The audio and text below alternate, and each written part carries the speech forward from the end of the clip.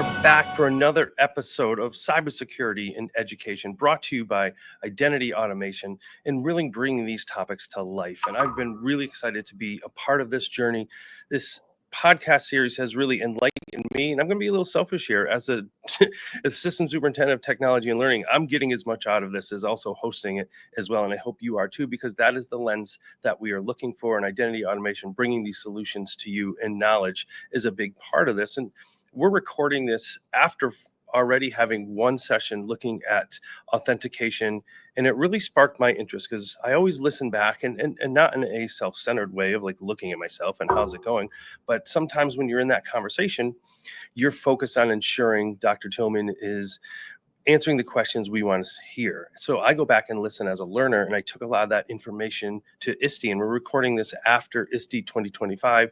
And I also visited some sessions there. And because for me, it is part of my job as, you know, the assistant superintendent of technology and learning, keeping students safe, both digitally and physically, is important to me, as well as supporting education as well. So I wanted to bring Dr. Tillman back. I wanted to dive in a little bit deeper and bring some of that information to you, because I had, one last thing before I went to ISTE, we had Urban Superintendents Network we have here in Massachusetts, and we met, and it was focused on this topic.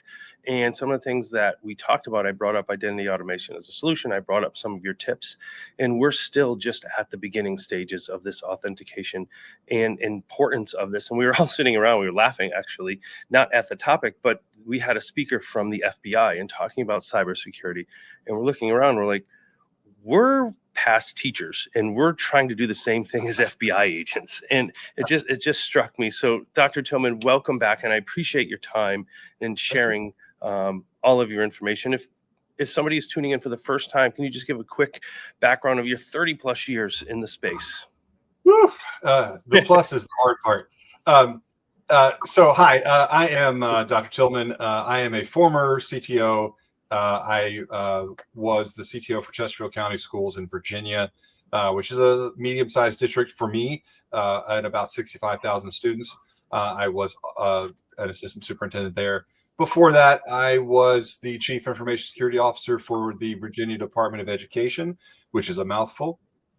And that was during COVID. And one of my jobs was to help 132 school districts in my state get their security programs up to snuff. You can imagine that they had other priorities during that time. So it was quite a challenge to even attempt to address that. That's me in a nutshell. I've been doing this for a long time. About half my career has been in education, the other half in startups and healthcare. You'd be surprised how similar healthcare and education fields are in terms of users and the way things work and the way things operate. And now I'm focused on cybersecurity. I'm happy to be here. I am now what I call a cybersecurity evangelist. I go out and I preach the gospel.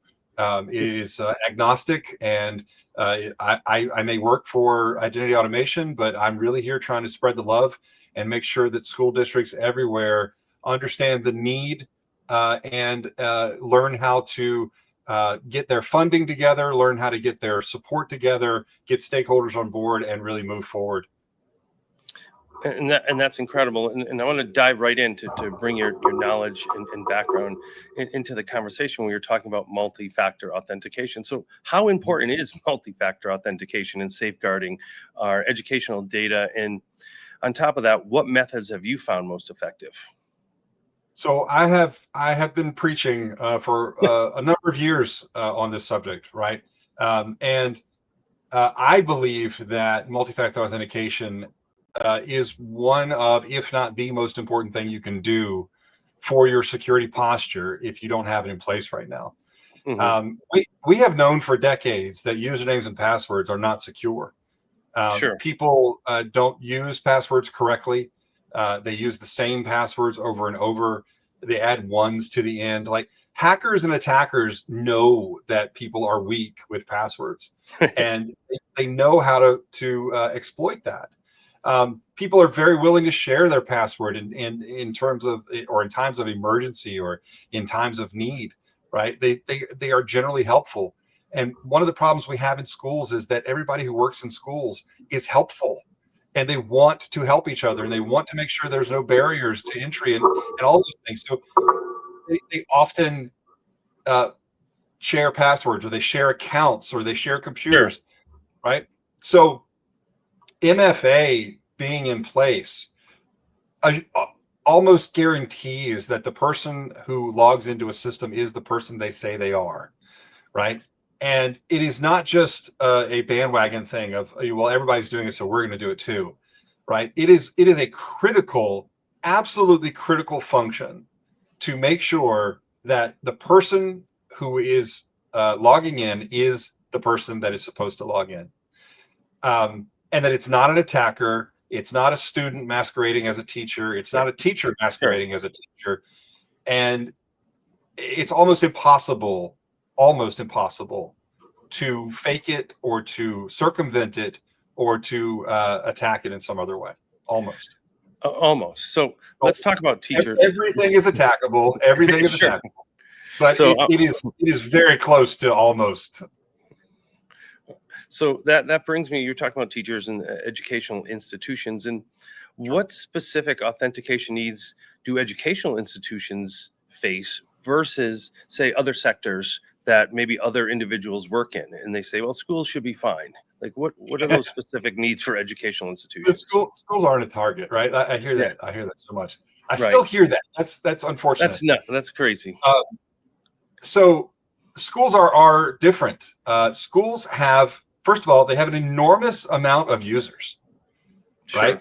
You look at an average school district, and they probably have more users, including students, staff, parents, community, everybody, than any company in the area, or any government in the area for that matter, right? Mm-hmm.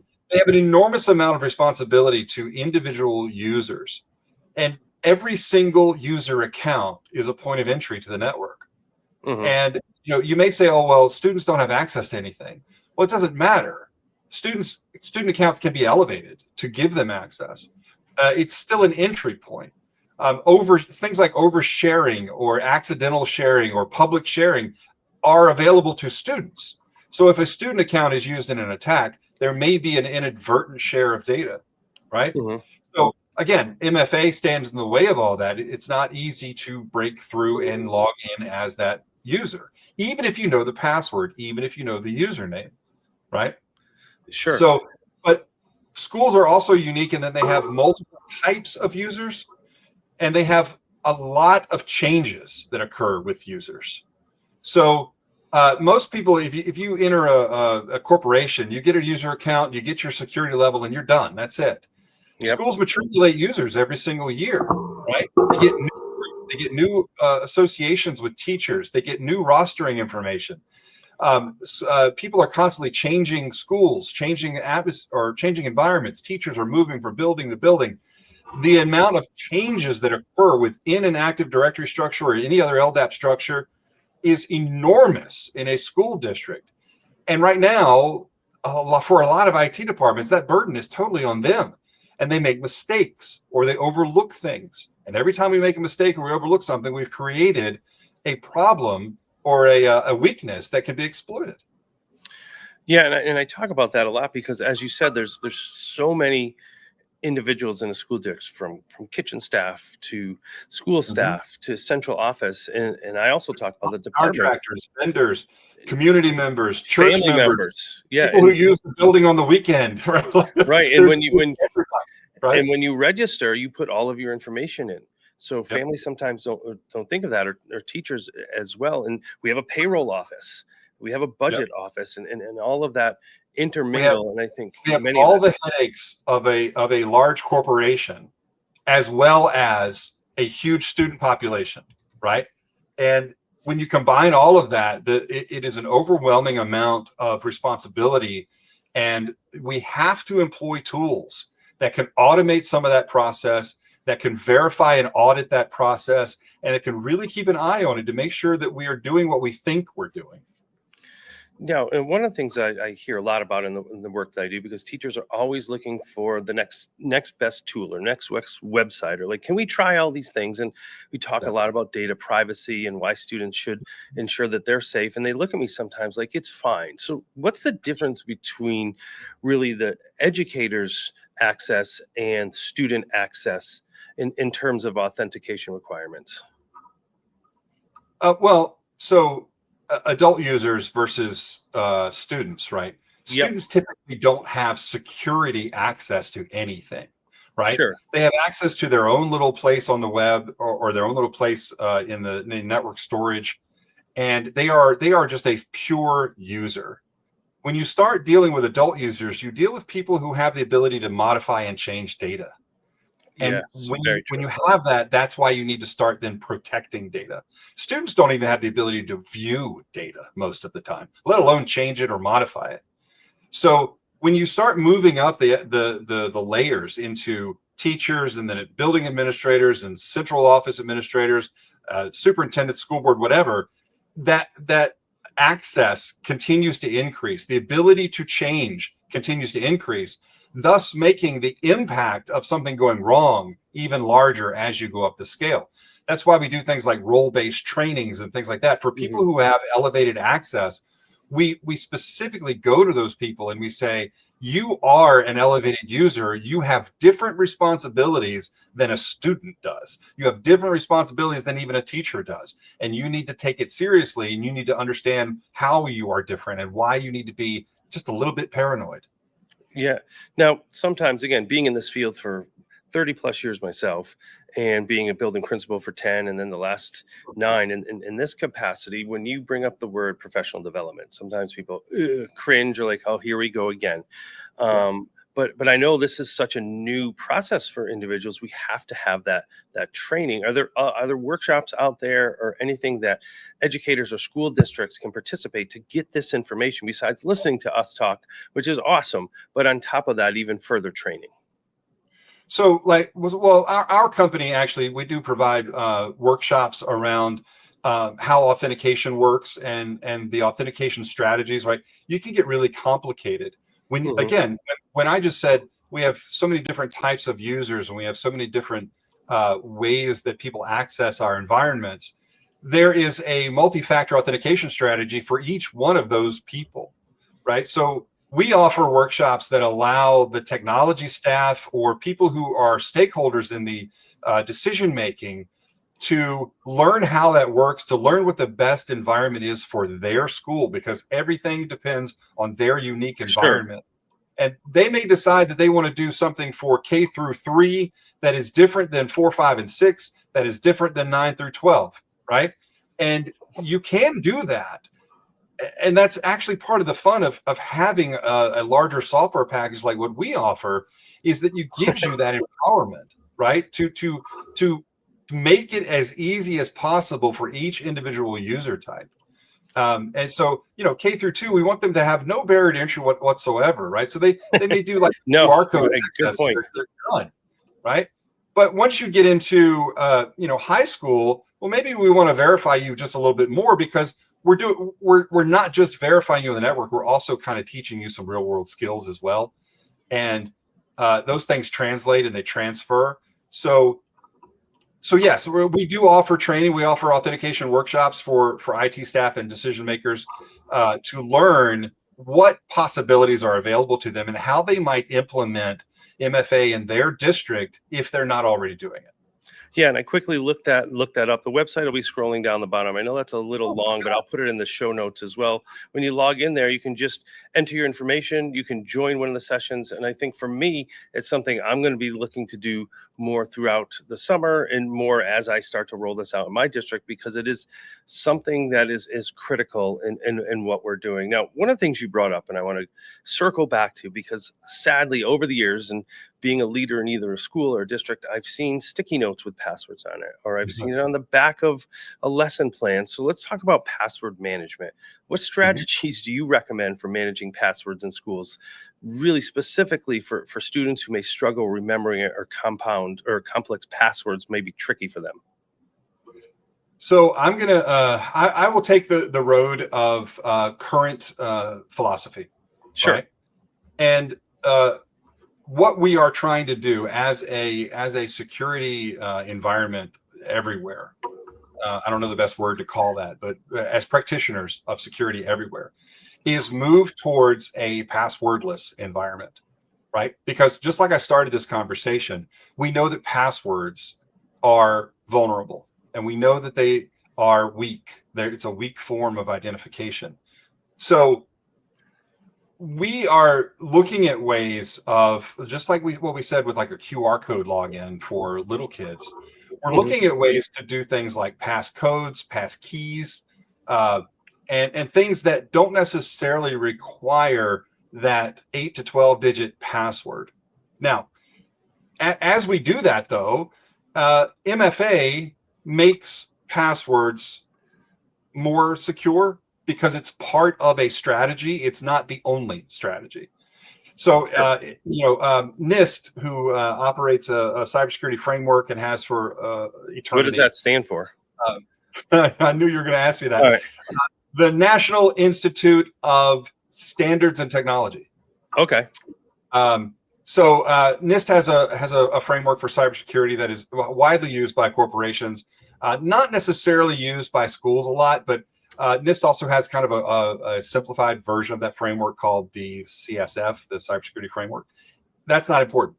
What is important to know is that NIST recommends MFA, right? This is a government agency. They recommend MFA, but they actually have been the gold standard in like password management for a very long time, where they are the reason that we started doing things like adding complexity to passwords of, you must use this special character, or you have to use uppercase and lowercase, include one number, all of those things. And what is interesting is they recently came out within the last 2 or 3 years, they came out with new guidance for passwords that basically said, if you are using MFA, all the other password rules don't make any sense anymore.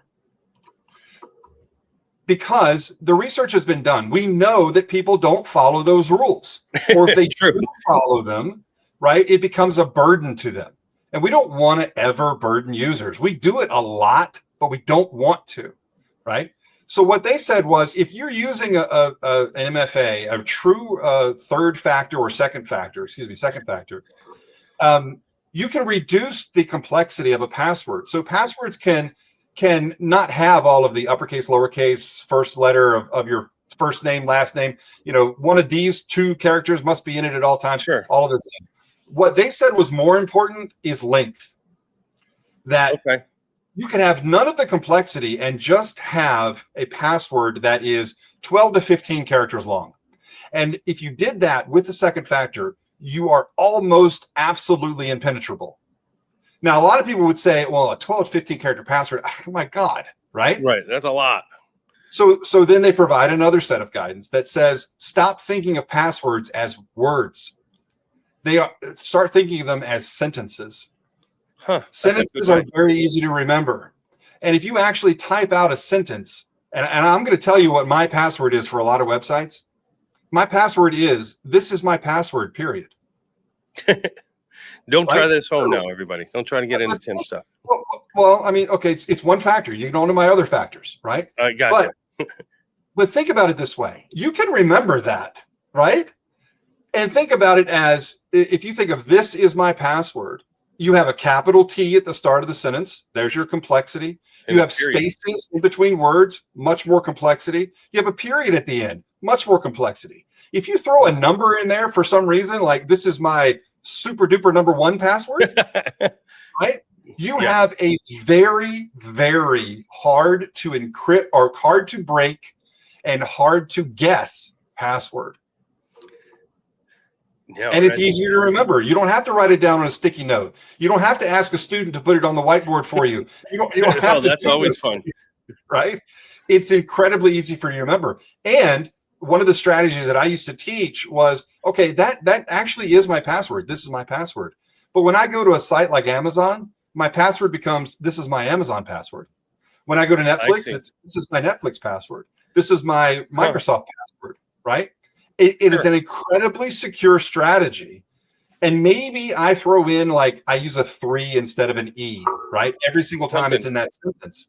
Something that I can remember, but I can still tell you what my password is, Right. right? And you have the additional factors, which I think is the whole And, point of and when you what we're add the talking about. second factor, which is really what bolts everything together and says, okay, now you're secure, right? It becomes something that is not hard. People don't have to sweat about, oh my God, I have to remember a 12 character password and then I have to do the second factor. It's annoying and I hate it, right? Right. We try to make it easier. And I think part of your question earlier was, how do we make it easier for each kind of group of people, right? Yeah. Well, we can take passwords out of the loop. That doesn't have to be one of the factors. So you Sure. can use two factors that are, a trusted machine on a trusted network and then a QR code. That's three factors.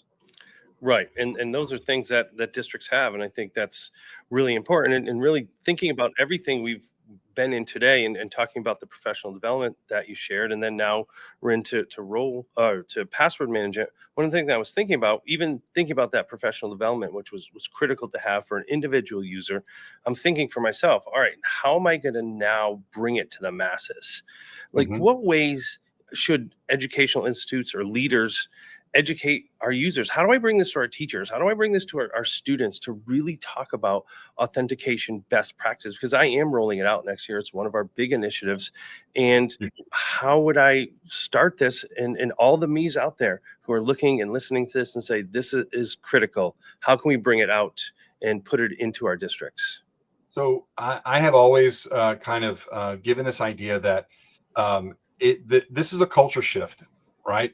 This is not something that should come from the IT department as a directive from on high that says we are going to institute this on August 1st and get ready for it, right?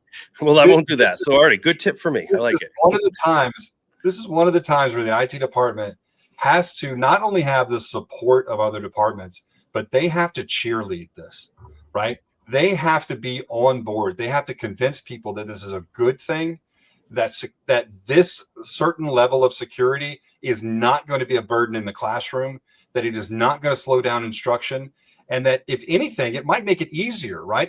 If we do that password thing I was just talking about, it's Sure. actually easier for people to access the network.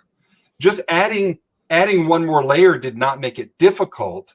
It did not make it annoying because you don't have to check for that. Where did I write down the password? I don't know where it is, whatever, right? You just go, yeah, I know my password, no big deal. What's next? Sure. So if you start selling it as we're doing, not, I mean, it's cliche to say we're doing this for you, right? But you Right. really are. And you have to be able to explain that the way that we can make things easier is to make it more complex, right? Complex Nope. doesn't mean hard. It doesn't mean difficult. It just means there's one more layer. And that layer is actually beneficial to some students. Think about the K1, Yeah. 2, and 3 students, right?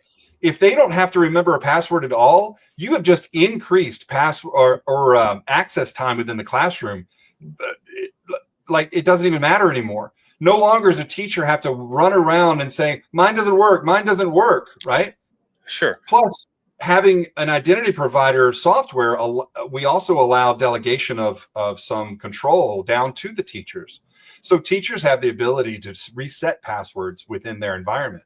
They have the ability to reset QR codes, to reset MFA, right? So the barriers to entry that some students may have legitimately or illegitimately can be resolved by the teacher instead of having to send somebody off to an ID department or the library or whatever to the expert to fix for them, right?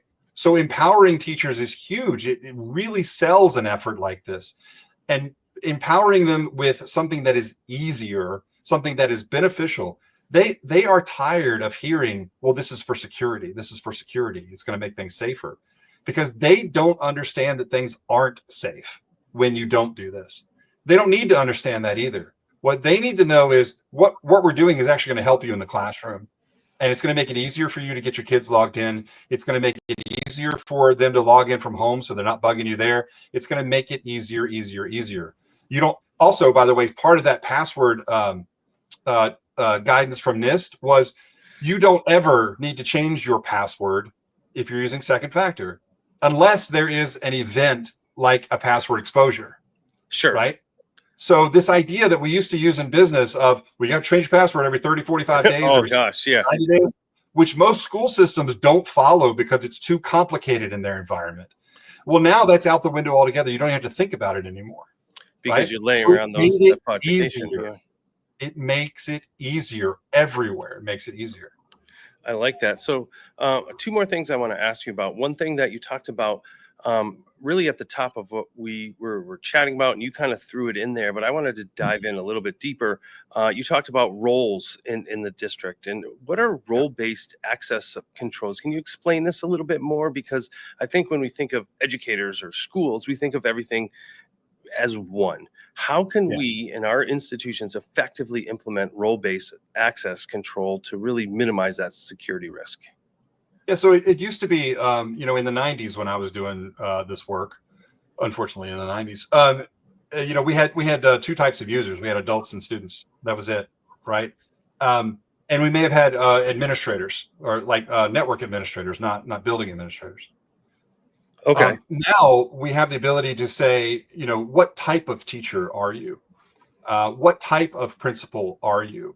What type of student are you? Right? So we may have, 10 different types of students. We may have 12 for 12 grade levels or 13 grade levels, right? Okay. And we are able to granularize, that's not a word. We are able to take it down to a granular level to really look at the attributes of a user so that we can assign security rights or access privileges based on those attributes. Whereas in the past, we were only able to say it's a student, so we give everything to every student, or it's a staff member, so we give everything to every staff member. Role-based access is simply that of whatever your role is how you are granted permission to view resources or to use resources. And there are a lot of different things that are, available to, say, a SPED teacher that's not available to a math teacher. Gotcha. Where we can do that now, whereas 10 years ago it was just, hey, you're not supposed to be doing that, so please don't do that. Like you have access to it, don't look at it, right? So all of your major student information systems and things like that, they all follow role-based security. They all they force you to pick roles for users and say, and you can have multiple roles, but they all force you to classify these users so that we further make an environment that is eyes only when needed, and that we are not overexposing data and that we're not accidentally exposing data. Because if you're a parent with sensitive student data, whether that be discipline data, SPED data, testing data, grades, whatever, you don't want people viewing that data who shouldn't be or who have no vested interest in viewing it. So we are now able to do that. Yeah, and we have so many intertwined educators and staff here. Some are aunts and uncles. Some are with, these are things we don't want to talk about sometimes. Some are with ex-husbands. Some are different ways that there is such access in there, and having that. And I talk about that a lot, where our budget office may not need our testing data.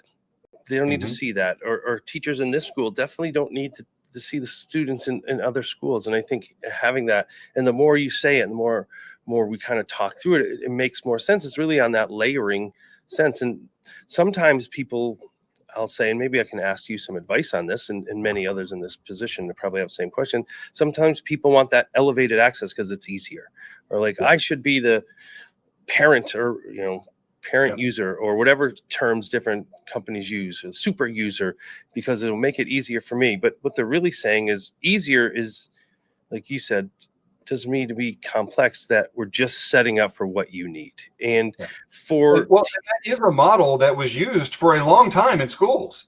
It's too hard to do this, just give them everything. It's and you stop asking me, here you go. Exactly, right? Because well I trust her, she's not going to do anything. I trust him, he's not going to do anything, right? And that again, that's part of that culture in schools of there is a tremendous amount of trust. There is a tremendous amount of family environment, but we're not doing this to punish people or to restrict people. we're doing it to protect the data owners or the subject of the data, right? Yeah. Like, there are just some things you don't need to see or have the ability to look up.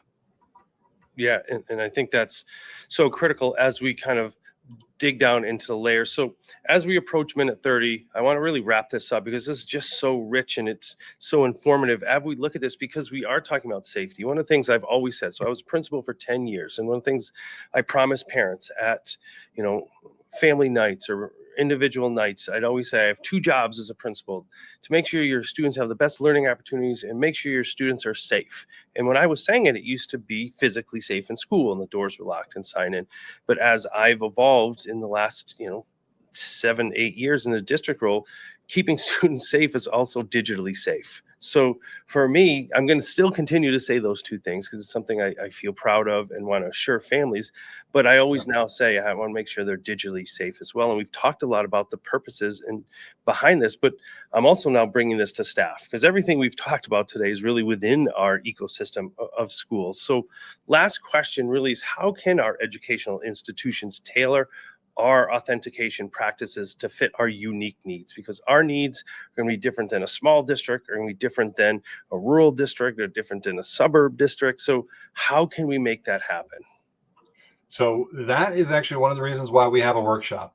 Okay, And makes sense. I don't mean to push that again, but that is No, that is a conversation to have with a school district to say, let's identify all of your different user types, and let's talk about how you want those users to authenticate. How is it going to work in your classrooms?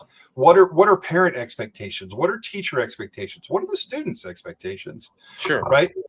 There are so many configurable options now to an authentication environment of allowing kids multiple authentication methods. Let them choose what they want from a predefined list, or allowing teachers to have access to things, allowing adult users to use their phones, or if they forget their phone or something else, to come back and say, actually, I don't have my phone today. Can I use this other method? Right? Those are all decisions that have to be made as part of an implementation process. But that's why that's why we run the workshop. That's a lot of W's in there. There is. So that we can help you determine the best methods. Because honestly, I don't even think a lot of people understand all of the different MFA methodologies that are available. And we need to, so first we go through those and we say, listen, you can use pictographs or QR codes or passwords or pass keys, or you can use tokens, you can use one-time passwords. Like, all of these things are now available that really make it a customized, wonderful environment that should have a goal of making it as easy as possible for the users while maintaining security. Yeah, no, that makes a lot of sense. So I can't thank you enough for myself individually. So I'm going to be selfishly thanking you because I'm gaining so much from this. And then globally for our community, because there's so many of us that are working through this. There's also so many of us that are in these leadership positions that come from different backgrounds. Like, my background is teacher, school principal, and now overseeing the tech department, where others might be in, break fix, network, and tech director. So there's many different avenues is when we start expanding in the education field. So having this information, having a trusted source like identity automation, and having these trainings bring all of this important information together and learning, because at the end of the day, all of us are in the business of keeping kids safe and ensuring their high level education. And through that, I want to thank you. I want to thank Identity Automation for their work.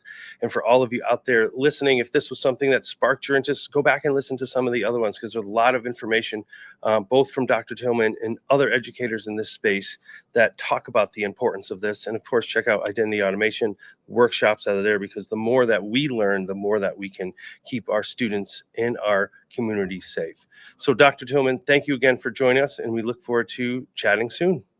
Thank you very much.